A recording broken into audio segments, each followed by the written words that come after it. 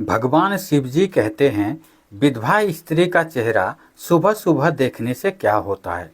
जय श्री कृष्णा। राधे राधे दोस्तों, आप सभी पर भगवान भोलेनाथ की कृपा सदैव बनी रहे। आइए रसपान करते हैं आज की इस पावन कथा का, जिसे सुनने मात्र से सभी पाप मिट जाएंगे। प्राचीन समय की बात है, भगवान शिव और देवी पार्वती अपने धाम कैलाश पर्वत पर विराजमान थे और संसार की विधवा स्त्रियों के बारे में बातचीत कर रहे थे। बातचीत करते करते पार्वती भगवान शिव जी से कहती है कि हे स्वामी, विधवा स्त्री का चेहरा सुबह सुबह देखने से क्या होता है। तो भगवान शिव बोले, हे देवी पार्वती, यह सत्य है कि समाज में कुछ लोगों की सोच होती है कि विधवा स्त्री का मुख सुबह सुबह नहीं देखना चाहिए। आज मैं इसी बात को विस्तार से आपको बताऊंगा कि इस विषय में संत महात्माओं ने क्या कहा है और क्या सत्य है। आगे भगवान शिव जी कहते हैं कि हे देवी, जिसकी पत्नी मर जाती है, क्या सुबह सुबह उसका मुख देखना चाहिए या नहीं देखना चाहिए, ये भी मैं आपको बताऊंगा। ये प्रसंग बहुत ही अच्छा और सीख देने वाला है। इस प्रसंग से आपको एक बड़ी सीख मिलने वाली है। इसीलिए हे देवी, आप इस कथा को ध्यान से पूरा सुनिए कि सुबह सुबह उठते ही विधवा स्त्री का मुख देखना चाहिए या नहीं देखना चाहिए। इस बात को लेकर समाज के कुछ लोगों के मन में भय उत्पन्न हो जाता है। हे देवी, मैं आपको ये भी बताऊंगा कि यदि किसी पुरुष की पत्नी मर जाए तो सुबह उसका मुख देखा जाए तो क्या होता है। आज लोगों ने समाज में जो भ्रांतियां उत्पन्न कर रखी है, उसे मैं परमात्मा और संत महात्माओं के वाणी के अनुसार इस भ्रम को मिटाना चाहता हूँ। आगे भगवान शिव जी कहते हैं कि हे देवी पार्वती, विधवा स्त्री हो या मृत व्यक्ति का पति, उसका मुंह देखने से क्या होता है, पर समाज के कुछ लोगों ने अलग ही धारणा बनाई है। अगर कोई औरत बिंदी लगाती है, मंगलसूत्र पहनती है, मांग भरती है, तो लोगों को समाज में आता है कि वह सुहागन है और उसका पति जिंदा है। लेकिन अगर उसी स्त्री ने बिंदी नहीं पहनी होती है, मंगलसूत्र भी नहीं पहना होता है, मांग में सिंदूर भी नहीं होता है, तो लोग उसे विधवा कहकर बुलाते हैं और उसे देखना भी नहीं चाहते हैं। शिव जी कहते हैं कि देवी, अगर किसी स्त्री का पति मर जाता है तो लोग साधारण सी भाषा में कह देते हैं कि कोई अपशगुन नहीं हुआ है, और सुबह सुबह किसी विधवा स्त्री का मुंह दिख जाए तो लोग कहते हैं कि अपशगुन हो गया। आगे भगवान शिव जी कहते हैं कि हे देवी, समस्त जीवों में जन्म तो परमात्मा ने दिया है और मृत्यु भी परमात्मा ही देते हैं, और इसका संबंध किसके साथ कितना है, ये परमात्मा ने पहले ही लिख दिया है। तो लोगों को किसी का मुख देखकर यह निर्णय नहीं लेना चाहिए कि यह गलत है या सही है। यदि इस प्रकार का सुबह सुबह मुख देखने से अपशगुन या शगुन होता तो भगवान श्री राम के पिताजी महाराज दशरथ जी भी स्वर्ग सिधार गए थे, तो उनकी 3 पत्नी विधवा हो गई थी, कौशल्या माता, कैकेयी, सुमित्रा। तो क्या अयोध्या के लोगों ने उनका मुख नहीं देखा था? क्या भगवान श्री राम जी ने उनका मुख नहीं देखा था? आगे भगवान शिव जी कहते हैं कि पार्वती, यह समाज के कुछ लोगों की सोच है, यह लोगों की नकारात्मक बुद्धि है। आगे भगवान शिव जी कहते हैं कि देवी, पापी को पाप दिखता नजर आता है, कपटी को कपट नजर आता है, बेईमान को बेईमानी नजर आता है और धर्मात्मा को धर्म नजर आता है। पुण्य आत्मा को पुण्य नजर आत्मा आता है। अर्थात जैसी जिसकी सोच रहती है, सामने वाला व्यक्ति उसको वैसा ही नजर आता है। अगर किसी स्त्री का पति मर भी गया तो परमात्मा ने जीवित रखा है तो क्या रखा है, जाने वाला तो चला गया। लेकिन पत्नी जितना दान करेगी, भजन करेगी, पुण्य करेगी, परमात्मा का स्मरण करेगी, उसका आधा फल उसके मृत पति को मिलेगा। जैसे पति नौकरी करता है और नौकरी करते करते मर जाता है तो पत्नी को आधी पगार मिलती है, उसी प्रकार से पति के जाने के बाद पत्नी जो भी पुण्य प्राप्त करती है, जो दान करती है, जो पुण्य करती है, उसका आधा भाग उसके पति के खाते में जाता है। और पत्नी के जाने के बाद दान पुण्य पति करता है तो उसका आधा हिस्सा उसकी पत्नी के खाते में जाता है। आपको सत्यकर्म करने के लिए भगवान ने छोड़ा है, दान करने के लिए, भजन करने के लिए, एकादशी का व्रत करने के लिए और भगवान का व्रत करने के लिए। परमात्मा का भजन करना चाहिए क्योंकि उसका पुण्य उसका आधे खाते में जाता है। यदि आप 1 लोटा पानी भगवान को चढ़ाते हैं तो उनका आधा उसके खाते में जाता है। और जब दोनों अर्थात पति पत्नी साथ रहते हैं तो साथ साथ भगवान का पूजन करते हैं, और पत्नी व्रत करके बैठी रहती है तो भले खाते में ना जाए, सब एक साथ जाता है। और परमात्मा के यहाँ तो लिखा है, एक ना एक दिन सबको जाना ही है। जब एक रह जाता है तो उसके हिस्से का भाग्य उधर चला जाता है। राम राम सबको कहना चाहिए, भगवत भक्ति में डूबे रहना चाहिए, किसी का लांछन लगाना गलत है, ये मनुष्य के गुण नहीं है। ऐसा कहाँ लिखा है कि कौन कहता है कि विधवा स्त्री का मुख नहीं देखना चाहिए? ये सब तो विधि का विधान है, इसीलिए ये सब गलत बातें हैं। आगे भगवान कहते हैं कि हे देवी पार्वती, समस्त मनुष्य जाति को परमात्मा की भक्ति में लीन रहना चाहिए, भगवान श्री राम जी का स्मरण करना चाहिए। जो लोग कहते हैं कि विधवा स्त्री का मुख नहीं देखना चाहिए, ऐसे लोग तो दुनिया में पाप फैला रखे हैं। इसीलिए इन सब बातों को छोड़कर किसी को ठेस नहीं पहुंचाना चाहिए। यदि किसी मनुष्य की वाणी से किसी को ठेस पहुंचती है तो उससे बहुत बड़ा पाप लगता है। तो आगे माता पार्वती कहती है कि हे स्वामी, किस कारण से एक महिला समय से पहले विधवा हो जाती है? ऐसा कौन सा पाप है जो पतिव्रता नारी को भी विधवा बना डालता है? क्या महिला के विधवा होने के संकेत पहले मिलते हैं? तथा महिला का वह कौन सा अंग है जिससे यह पता चलता है कि महिला विधवा होगी या नहीं? तो भगवान शिव जी कहते हैं कि हे देवी पार्वती, तुमने उचित प्रश्न किया है। यह सत्य है कि कुछ महिलाओं के भाग्य में जल्दी विधवा होना लिखा हुआ होता है, चाहे वह पतिव्रता ही क्यों ना हो, लेकिन एक पाप के कारण महिला विधवा बनती है और महिला के शरीर का एक अंग उसके विधवा होने का संकेत भी देता है। आगे भगवान शिव जी कहते हैं कि पार्वती, तुम्हें इस परम गोपनीय सत्य को बताने से पहले मैं तुम्हें एक कथा सुना रहा हूँ। इस कथा में तुम्हें तुम्हारे सभी प्रश्नों के उत्तर मिल जाएंगे, इसीलिए तुम इस कथा को ध्यान से मन लगाकर पूरा सुनना। आगे भगवान कहते हैं कि पार्वती को एक अत्यंत कथा सुनाते हुए कि इस कथा के माध्यम से भगवान शिव जी ने समस्त मानव जाति के कल्याण के लिए कई महत्वपूर्ण उपदेश भी दिए हैं। इसीलिए इस कथा को आप शुरू से लेकर अंत तक जरूर सुनिएगा। इस कथा को आधा अधूरा सुनना पाप माना गया है।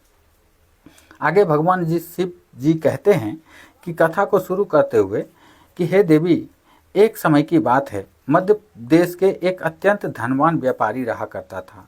उसका एक पुत्र और 3 पुत्रियां थी। उसकी तीनों पुत्रियों का विवाह अच्छे और धनवान घराने में हो गया था, लेकिन व्यापारी के एक पुत्री को दुर्भाग्य का सामना करना पड़ा, अर्थात उसकी एक पुत्री विवाह के कुछ ही वर्षों बाद विधवा हो गई थी और अत्यंत दुख में जीवन बिताने लगी थी। उस विधवा महिला का नाम गंगोत्री था। गंगोत्री अत्यंत सुंदर, गुणवान और पतिव्रता नारी थी, लेकिन उसके भाग्य में जो अशुभ लिखा हुआ था वही उसके साथ घटित हो गया था। गंगोत्री के पति ने विवाह के समय केवल गंगोत्री का सुंदर रूप और उसके पिता का धन संपत्ति देखा था, जिस कारण से उसे भी जल्दी ही शरीर का त्याग करना पड़ा था। बचपन से ही गंगोत्री के शरीर के अंगों पर उसके विधवा होने के लक्षण दिखाई दे रहे थे, परंतु किसी ने उस पर ध्यान नहीं दिया था। गंगोत्री के पिछले जन्म के कर्मों के कारण उसे इस जन्म में विधवा होना पड़ा था। आगे भगवान कहते हैं कि पार्वती, अब मैं तुम्हें गंगोत्री के पूर्व जन्म की कहानी सुना रहा हूँ, उसे तुम ध्यान से सुनो। गंगोत्री का पिछले जन्म एक व्यापारी के घर में जन्म हुआ था। उसका नाम था सुशीला। वह व्यापारी राजा को अत्यंत प्रिय था, जिस कारण से व्यापारी का घर धन धान्य से भरा हुआ था। उसके पास बहुत सारी धन संपत्ति थी, जिससे व्यापारी बहुत ही उन्मुक्त और गर्विष्ठ बन गया था। वह व्यापारी अपनी पुत्री सुशीला से बहुत प्रेम करता था, क्योंकि वह उसकी इकलौती पुत्री थी। सुशीला बहुत ही सुंदर थी और पिता के लाड़ प्यार से वह बिगड़ गई थी। उसके पिता हर इच्छा को पूर्ण करते थे, उसे कभी किसी भी चीज़ की कमी नहीं पड़ने दी थी। इसीलिए सुशीला ने अपने जीवन में कभी दुख देखा ही नहीं था। उसे अपनी सुंदरता पर भी अत्यधिक घमंड था। फिर जब सुशीला जवान हुई तो उसके पिता ने उसका विवाह करने के लिए सोचा था, परंतु उसकी एक शर्त थी कि जो भी मुझसे विवाह करेगा वह मेरे साथ मेरे पिता के ही घर में रहेगा, अर्थात घर जमाई बनकर रहेगा। तो व्यापारी ने अपने सभी रिश्तेदारों को ये बात बता दी थी और चारों तरफ ये बात फैल गई थी। तो कई विज्ञान और ज्ञानी सेठ व्यापारी सुशीला के घर पर उसे देखने के लिए आ गए थे, परंतु सुशीला ने किसी को भी पसंद नहीं किया था। सुशीला ने कई विद्वान व्यापारी लोगों को अपमानित करके घर से बाहर निकाल दिया था।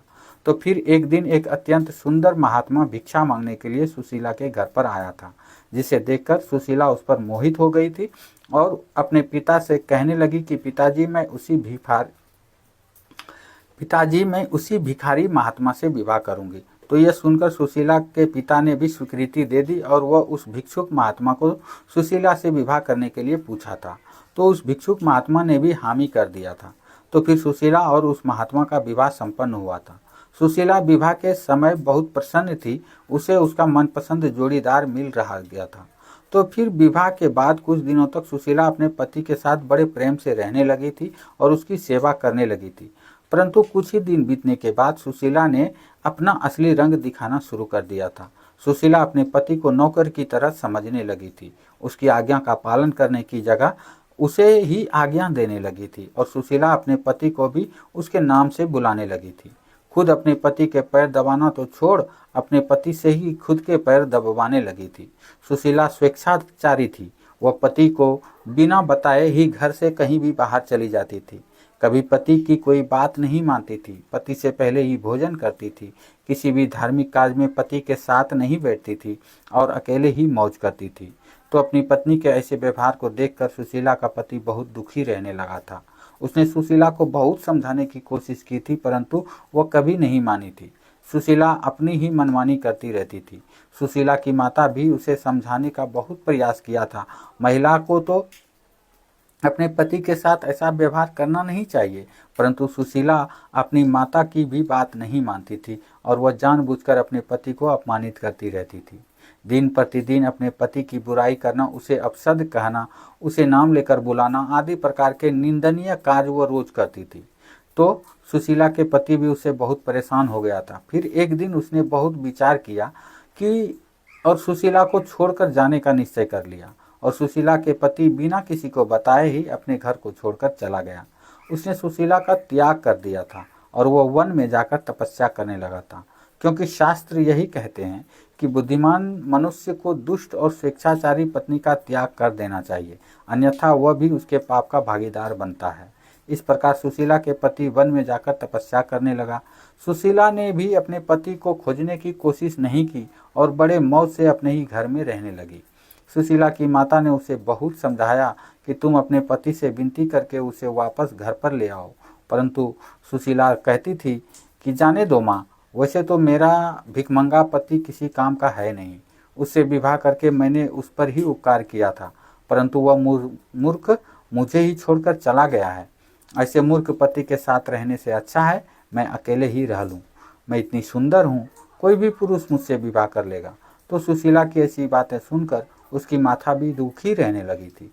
उधर सुशीला का पति ध्यान मग्न होकर तपस्या करने लगा था और सांसारिक बंधनों से मुक्त होकर परमात्मा की भक्ति में लगा रहा। तो फिर कुछ दिनों बाद सुशीला के पिता के साथ अशुभ घटना घटी थी। उसे राजमहल में चोरी करते हुए सिपाही ने पकड़ लिया था और राजा ने इसकी खबर दी थी। तो राजा उस पर बहुत क्रोधित हुए थे और उसका सारा धन संपत्ति छीनकर उसे कारागृह में डाल दिया था। तो सब कुछ छीन जाने के कारण सुशीला बहुत गरीब हो गई थी और उसका माता और सुशीला अब दूसरों के घरों में काम करने के लिए जाने लगे थे और सुशीला के पिता तो कारागृह में बंद थे, तो उसे और उसकी माता को ही सारा काम करना पड़ रहा था। सुशीला को अकेलापन सताने लगा। घर में कोई पुरुष था नहीं, इसीलिए उसकी सहायता के लिए कोई आया भी नहीं था। अब सुशीला को अपने पति की याद आने लगी थी, परंतु सुशीला के पति तो वन में साधु बनकर बैठा था। तो फिर सुशीला अपने पति को ढूंढने के लिए वन में चली गई, परंतु उसे उसका पति कहीं भी नहीं मिला।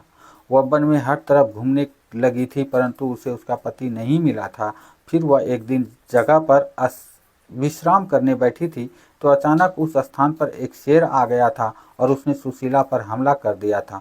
तो उसी क्षण सुशीला के प्राण चले गए थे।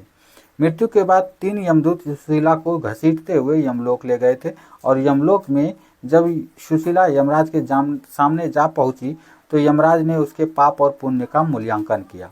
यमराज कहने लगे, यह तो अत्यंत पापीन महिला है। इसने कभी अपने पति का सम्मान नहीं किया है। इसने बार बार केवल अपने पति का अपमान ही किया है। यह उसका नाम लेकर बुलाती थी और अपने पति के साथ नौकर जैसी व्यवहार करती थी। ऐसी दुष्ट महिला को तो नरक में ही भेजना पड़ेगा। और फिर सुशील नरक में चली गई थी। अनेक वर्षों तक नरक में सजा भुगतने के बाद सुशीला को अपने पूर्व जन्म के कर्मों का प्रायश्चित करने के लिए फिर से मनुष्य जन्म प्राप्त हुआ था। जो पाप सुशीला ने किया था, उसी पाप के कारण सुशीला के शरीर पर विधवा होने के लक्षण प्रकट हुए थे। आगे भगवान कहते हैं कि अब मैं तुम्हें उन चिन्हों के बारे में बता रहा हूँ। जिस महिला के अंग पर ऐसे चिन्ह प्रकट होते हैं, वह महिला समय से पहले ही विधवा होती है। भगवान शिव कहते हैं कि यदि किसी महिला के पैर पसीने से रहित होते हैं और उस पर नसें दिखाई न देती हो और उसके पैर चिकने तथा कोमल होते हैं तो वह महिला सुख भोगने वाली तथा ऐश्वर्यशाली नहीं होती है। यदि महिला के पैर का अंगूठा गोल होता है वह महिला पतिव्रता एवं ऐश्वर्यशाली नहीं होती है। यदि महिला के पैर के अंगूठे पर नसें दिखाई देती है तो वह बहुत दुर्भाग्य से युक्त व्यभिचारिणी होती है और बहुत छोटे अंगूठे वाली महिला कलेश करने वाली होती है और दुख भोगने वाली होती है। अंगूठा यदि छपता है तो वह महिला गर्भधारण क्षमता में दुर्बल होती है। यदि किसी महिला के पैर की तर्जनी उंगली अंगूठे से बड़ी होती है तो वह स्वच्छंद कामचार अर्थात अब अनेक पुरुषों से संबंध बनाने वाली होती है। यदि किसी महिला के पैर की उंगलियां परस्पर मिली हुई होती है और एक दूसरे के नज़दीक होती है और उंगलियां गोल एवं सीधी होती है और नाखून पतले एवं छोटे होते हैं तो वह ऐश्वर्यशालिनी होती है और ससुराल में सुख भोगती है।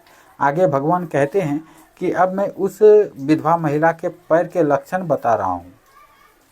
यदि किसी महिला के पैर का अंगूठा बहुत बड़ा होता है और आगे से गोल होता है और उसके नाखून टेढ़े मेढ़े होते हैं और अंगूठे पर नसें दिखाई नहीं देती है, अगर दिखाई देती है तो उस महिला के विधवा होने के योग्य बनते हैं। यदि महिलाओं की आर्म बहुत बड़ी होती है तो वह मृत्यु पर्यंत दुख भोगने वाली होती है और यदि महिला के पैर मांस रहित होते हैं तो ससुराल के भाग्य को नष्ट कर देती है। यदि किसी महिला के पैर की अनामिका उंगली बाकी उंगलियों की तुलना में बहुत छोटी होती है तो वह कलह करने वाली होती है और घर के वातावरण को असहनीय बना देने वाली होती है। यदि किसी महिला के पैर की मध्यमा उंगली अर्थात बीच की उंगली ज़्यादा लंबी होती है तो वह विवाह के लिए अयोग्य होती है। जो महिला चलते समय पैर पटकते हुए चलती है और धम धम आवाज़ करती है तो वह अपने पति का विनाश करने वाली होती है। आगे भगवान कहते हैं कि इन्हीं लक्षणों के कारण गंगोत्री समय से पहले विधवा हुई थी। पिछले जन्म के कर्मों के कारण ही महिला के विधवा होने के योग्य बनते हैं। जो महिला अपने पति का अपमान करती है, उसका नाम लेकर बुलाती है तथा उसके भोजन करने से पहले ही भोजन कर लेती है तो वह महिला निश्चित ही समय से पहले विधवा होती है। एक पतिव्रता महिला कभी भी किसी का अपमान नहीं करती है, कभी अपने पति का नाम लेकर नहीं बुलाती है और सदैव पति से एक निष्ठ रहकर इच्छा के अनुसार चलती है। इस महिला की कभी दुर्गति नहीं होती है और मृत्यु के पश्चात भी स्वर्गलोक की प्राप्ति होती है। इस प्रकार से भगवान शिव ने माता पार्वती को अत्यंत महत्वपूर्ण कथा सुनाई। इस प्रकार भगवान शिव जी ने माता पार्वती के माध्यम से समस्त मनुष्य जाति के कल्याण के लिए इस कथा को सुनाए। इसीलिए भगवान शिव जी और माता पार्वती के इस कथा को जो भी मनुष्य शुरू से अंत लेकर सुनेगा उसका समस्त पाप मिट जाएंगे। आशा करता हूँ आपको ये कथा अच्छी लगी होगी। अगर आपको ये कथा पसंद आई हो तो वीडियो को लाइक और चैनल को सब्सक्राइब फॉलो करना ना भूलिए और अपने परिवार में सबके कल्याण हेतु शेयर करना ना भूलिए। फिर मिलते हैं अगले वीडियो के साथ, तब तक के लिए राधे राधे, जय श्री कृष्ण, हर हर महादेव।